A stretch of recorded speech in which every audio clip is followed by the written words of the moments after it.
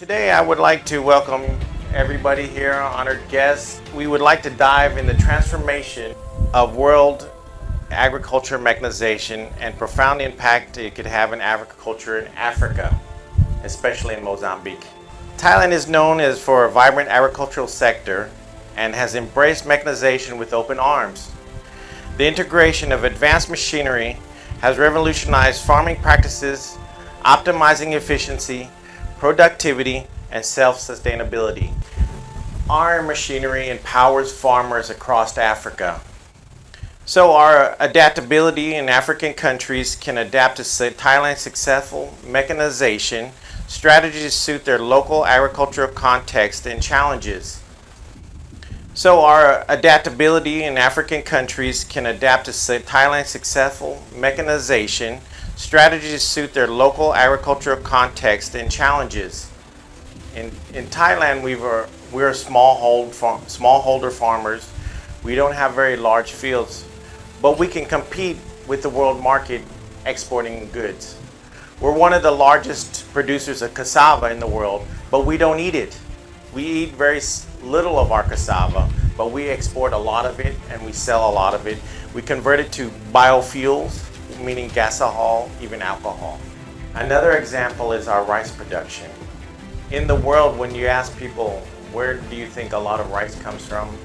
Or where do you think some of the best rice comes from? Most generally, people say from Thailand. So it is possible for small farmers like yourselves to be able to have a better life and money to spend and live life comfortably. But now I would like to discuss this machine. We started making this machine over 65 years ago. It all started from our former king, Rama IX. Our former king and our government of Thailand wanted to figure out how do we help our poor farmers to create a better life. So we started buying big tractors and we found out they fail for small holders. So the king said, let me try to build a mini tractor, which our king was a mechanical engineer.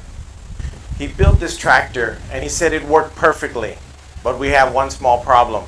It's too costly for the farmer.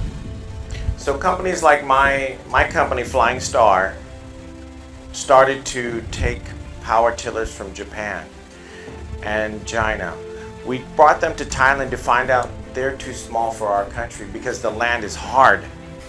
So what my company did was we spent 2 years after bringing those machines to our country to redevelop them to suit Thailand's agricultural development. So we finally found a model that works for our country and we've been producing it for over 65 years. We successed in Thailand, we moved to Cambodia. We helped the Cambodians succeed in their agriculture also. We also help other countries like Laos, Myanmar, Indonesia to help develop their agricultural mechanization. And currently we're in Africa with 13 different countries and hopefully 14 with adding Mozambique to the list. We're in countries like Senegal, Mali, Burkina Faso, Ghana. So when people say we don't have money or we can't do it, I tell them countries like Mali are way worse off than Mozambique or other African countries that I've been to. But Mali is doing it. So just giving you hope that today we could possibly change lives here in Mozambique. And I thank you all for coming to listen to this brief discussion. So I think we can move down to the field.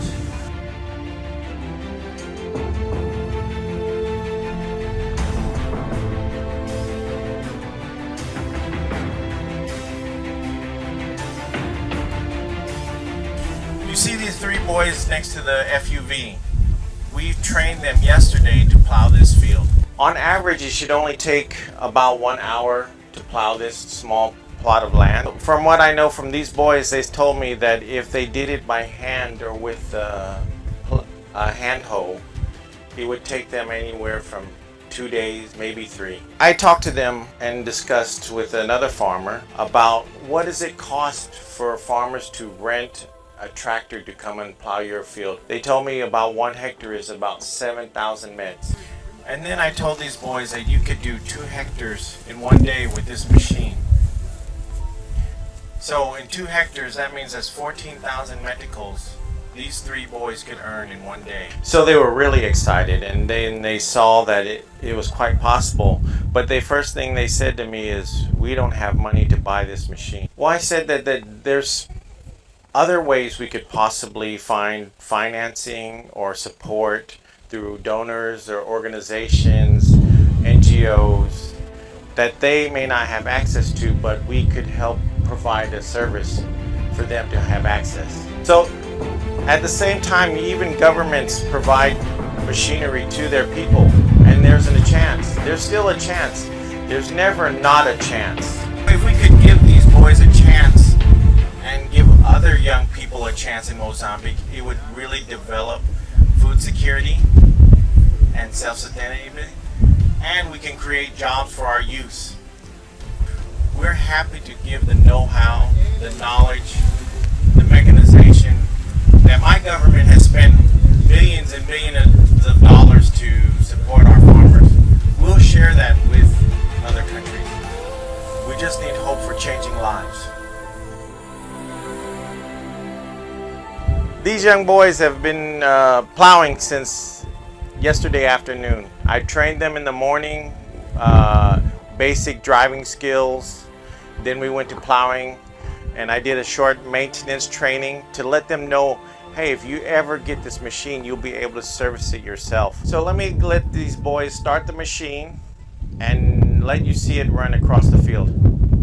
So this is a manual start, so we don't need batteries, we don't need any other things to start the machine. The boys put it in first gear. Now you can see how easy that machine cuts across that dirt.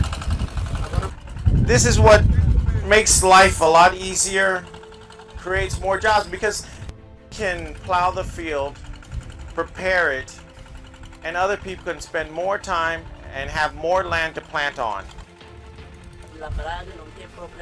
So yes, this is an FUV, not just a power tiller. FUV meaning farm utility vehicle, means it can do anything from plowing, pumping water, transporting. We can do milling, harvest maize, harvest potatoes. Depois desta fase, tem equipamentos que podem ser acoplados, no caso uma grade correspondente a este microtrator.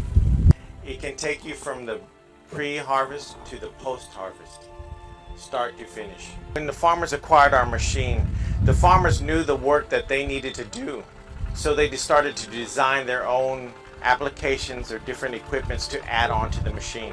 So I can tell you it uses, depending on the land, for 1 hectare, 1.5 liters to 2 per hectare. A big savings for the farmers.